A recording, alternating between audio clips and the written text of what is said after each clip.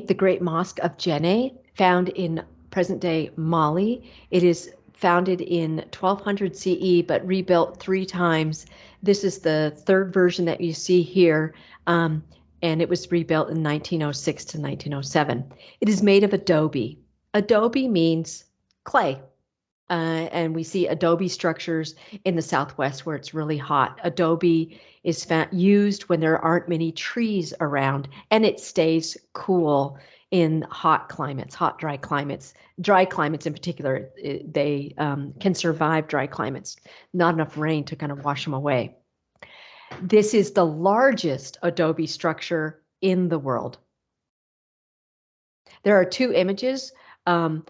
This one showing it in the context of the town, which has similar architecture, and this one showing you all of the people on the outside of this mosque. So this is a mosque where people meet to trade. They would have like trading days, like Monday and Wednesday, everybody meets outside to trade. In terms of context, it's important to know that Djenne, the town, was on one of, or all of the trade routes that went from the Middle East, see all these lines, and from Northwest Africa down here into South or Sub-Saharan Africa. They traded salt for gold, and I'll tell you more about that in class, that big context. But for our purposes, you should know that, see this town of Marrakesh in Morocco? This is a picture of that town, and they had incredible mud brick homes and buildings there. And that architectural design could have traveled from Marrakesh down here into Djenne.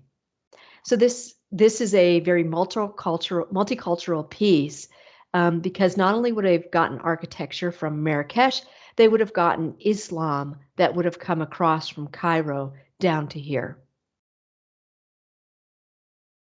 This shows you that the houses that surround this mosque in the town of Djenne are also of this mud brick design.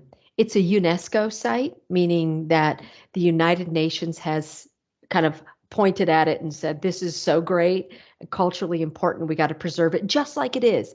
So people who live here can't really change their house design. They have to keep it in keeping with the history of this area. And some say that's confining.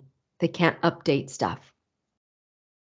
Okay, mud brick, adobe, is great, as I said, in dry climates, but this climate does have wind that blows against the mud and that can erode it over time.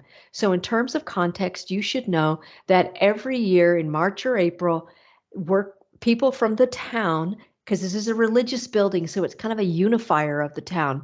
The town community climbs these torrens, which are bundles of palm sticks that protrude from the wall, and they replaster the outside of the building. You can see here all that lighter green color is the recently plastered, and there's the light brown yet to be plastered. But these men are just hanging on to the torrens, and then they are working to replaster. So not an easy job, but it's a big celebration. It's an important community gathering event. And people from around the world like to go there and see it. Other content is, here you go, you see these torrens, but at the top of the minarets are ostrich eggs, and ostrich eggs from the local community represent fertility and purity. And so they're placed at the top of these minarets. But, I don't see ostrich eggs throughout the Middle East on mosques. And so in a change over time essay, you would say that that's a change, that they have the mosque from the Middle East, from Islam, but they've changed it to adapt to their culture and their environment. All right, the function of this is, I've mentioned already, it's a marketplace for people to gather outside of the mosque and trade goods. It's kind of, as I say in my notes here, it's the epicenter of religious and cultural life. It's also a center for prayer and learning. When Islam moved down across the Sahara Desert, traders brought it, and traders also brought all of the thinking that had been going on in the Middle East and the Abbasid and Umayyad caliphates. And so there's lots of learning, like, for example, eye surgery, cataract surgery happened in these mosques. Um, so lots of sharing going on. Form, we have mud brick, so made of mud, we've mentioned that, which is comprised of sand, rice husks, and water, precious water. Also form, look, this is the interior. Since 2005, foreigners have not been allowed to go inside this mosque because in 2005, some company, a high-end modeling company, fashion company, went in here and had scantily clad women in photographs inside this mosque. And so, that really goes against some of the precepts of Islam. So they forbade foreigners from going inside from then on. But you can see inside here, well, here is a fan hanging from a some sort of beam, and so it's hot outside, right? This is just south of the Sahara Desert. So up on the roof, though, they have these little clay protrusions that have lids on them.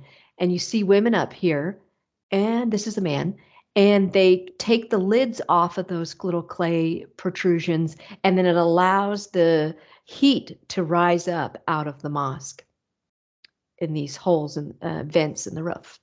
Also, in terms of form, we have three big minarets that are engaged, meaning that they provide structure for the front of the mosque. And they also give it symmetry and they give it repetition, right? Minarets are important on a mosque. And you can see on all of these that this isn't so much a minaret as it is a corner structure, that there are ostrich eggs at the top of them. Okay, so that's the Great Mosque of Djenne in Mali, founded in 1200 CE, rebuilt in 1906. It's made of adobe, which is mud. It's the largest mud brick building in the world.